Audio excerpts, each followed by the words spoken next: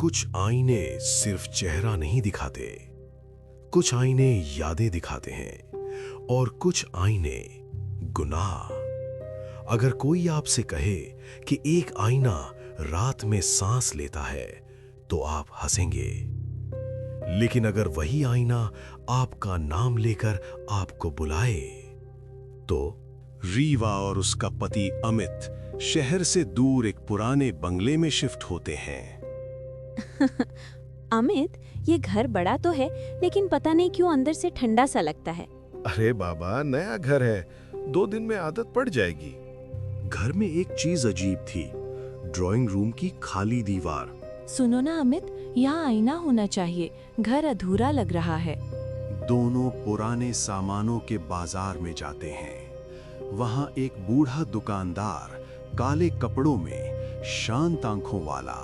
आईना चाहिए बिटिया, वो भी ऐसा जो सच दिखाए। ये बहुत अलग है ना।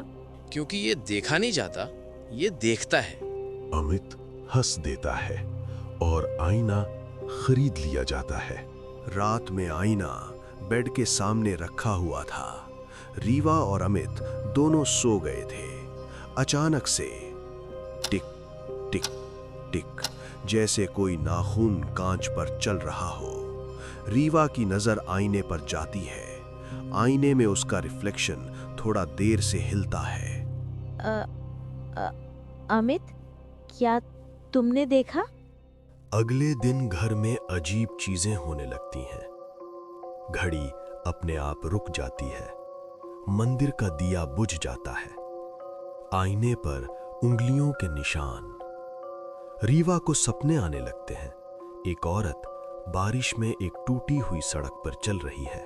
तुम मुझे पहचानती हो? एक रात बिजली चली जाती है।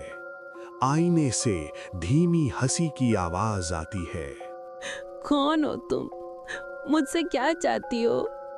आईने में वही औरत दिखाई देती है। तूने मुझे नहीं देखा था, लेकिन मैं तुझे देख रही थी। तूने मेरी बेटी और उसके बच्चे को गाड़ी चढ़ाकर मार दिया था। रीवा के हाथ कांपने लगते हैं। तू रुकी नहीं थी, तूने पीछे मुड़कर नहीं देखा। रीवा घुटनों पर गिर जाती है।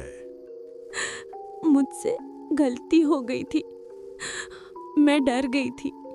आईना तेजी से कांपने लगता है। दीवारों पर परछाइयां चलने लगती हैं। आईने से एक तेज चीख, कमरा घूमने लगता है। रीवा पूरी ताकत से आईने पर पासा फेंकती है। धड़ाम, आईना टूट जाता है। एक आखिरी आवाज, अब तुम कभी अकेली नहीं रहोगी। अचानक सब शांत। सुबह अमित रीवा को अस्पताल में पाता है। डॉक्टर कह रहे हैं तुम रात भर खुद से बात कर रही थी। रीवा की नजर हॉस्पिटल की दीवार पर लगे आईने पर जाती है।